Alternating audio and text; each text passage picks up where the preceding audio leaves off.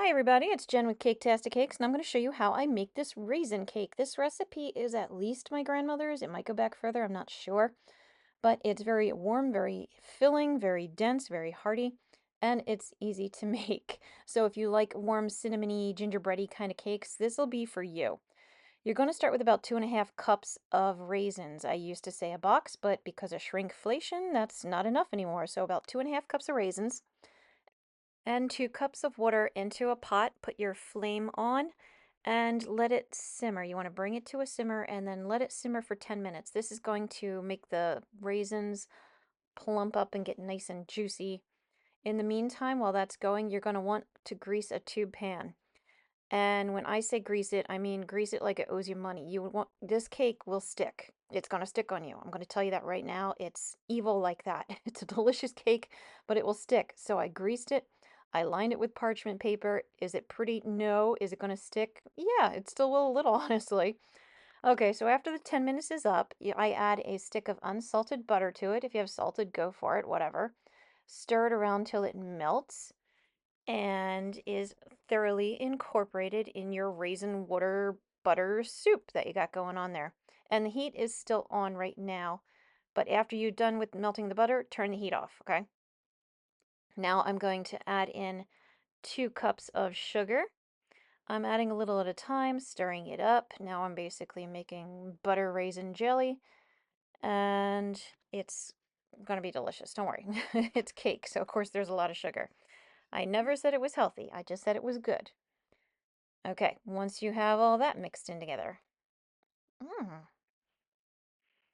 you're going to add 4 cups of flour. This is all going in the same pot here. If you wanted to transfer to a mixer, I suppose you could go for it. It's a sticky, gooey cake, so, use discretion here. I'm going to keep mixing and mixing and mixing until the flour is as mixed in as I can get it. This is one of those cakes that's really dense and very thick, so don't be surprised if when it bakes and you cut it, you have like little pockets of white peeking out here and there. So yeah. Now, 1 teaspoon of cinnamon. That was like the bare bottom, so I added maybe a little bit extra. The same thing with the nutmeg. You're going to add 1 teaspoon of ground nutmeg. Sprinkle, sprinkle. And a teaspoon of salt, close enough, good enough. Okay. If you have used salted butter, you could skip that part if you want to, or if you like it a little saltier, go for it. All right, again, mix in your seasonings. Now we're going to add a lot of baking soda.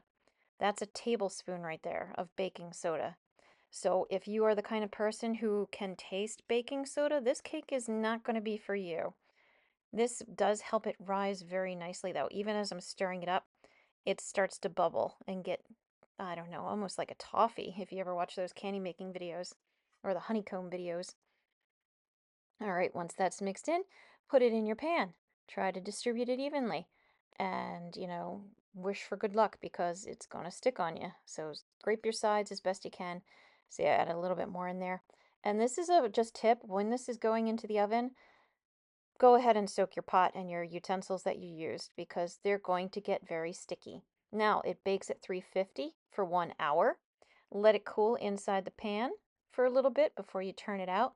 And even with the parchment paper, even with all the Crisco I put on there, even though it's non-stick that I'm ruining with my knife, this cake is still going to stick. I'm serious.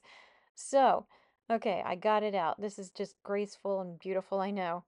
And once you get it out, you just got to carefully unwrap your cake. Now, once you have it unwrapped and you have it turned out onto your cake plate, go ahead and cut it. It is delicious. Is it the prettiest? No. Is it going to taste amazing? Yes. And this might sound weird, but I like to eat it in a bowl with milk. Like cut a big slice and just put it in a bowl with milk and then eat it that way because it stays that dense. So, I hope you try it. It's a really good cake. I hope you find this video helpful. Please like and subscribe. I've got a ton of other videos out there.